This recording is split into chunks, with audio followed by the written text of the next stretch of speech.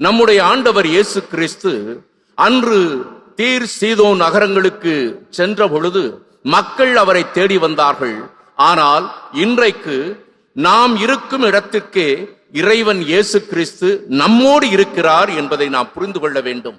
தீர் சீதோன் தெக்கப்பொலி ஆகிய இந்த நாடுகள் எல்லாமே இயேசுவின் மக்கள் வாழுகின்ற பாலஸ்தீன் நாட்டிற்கு வெளியே உள்ள புற இனத்து மக்கள் நாடுகள்.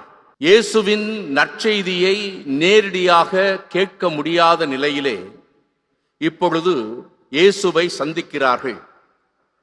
ஆனால் இந்த மக்கள் இயேசுவை பற்றி ஏற்கனவே கேள்விப்பட்டிருக்க வேண்டும். எனவேதான் அவரை சூழ்ந்து தங்களுடைய நோய்கள் நீங்க, தங்களுடைய வேதனைகள் தீய சக்தியின் பிடியிலிருந்து விடுதலை வேண்டி அவரை நாடுகிறார்கள். இந்த நகரத்திலே அவர் ஓய்வெடுக்க வந்தாலும் கூட அவர் வந்திருக்கிறார் என்பதை கேள்விப்படுகின்ற மக்கள் நோயாளர்களையும் பிணியாளர்களையும் தீய சக்தியினால் பீடிக்கப்பட்டவர்களையும் கூட்டம் கூட்டமாக அழைத்து வந்து அவர் தொட வேண்டும், குணமாக்க வேண்டும் என்று அவரை வேண்டுகின்றார்கள்.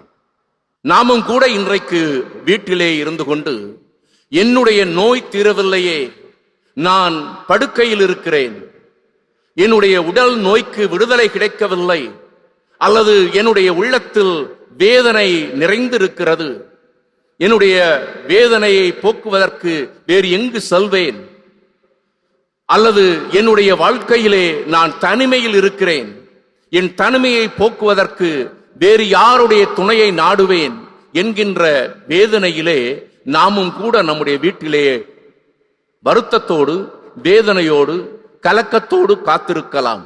ஆனால் ஒன்றை நாம் நினைவில் கொள்ள வேண்டும், உலகம் முடியும் வரை உங்களோடு நான் இருக்கிறேன் என்று நமக்கு சொன்ன இயேசு இன்றும் நம்முடன் வாழுகின்றார்.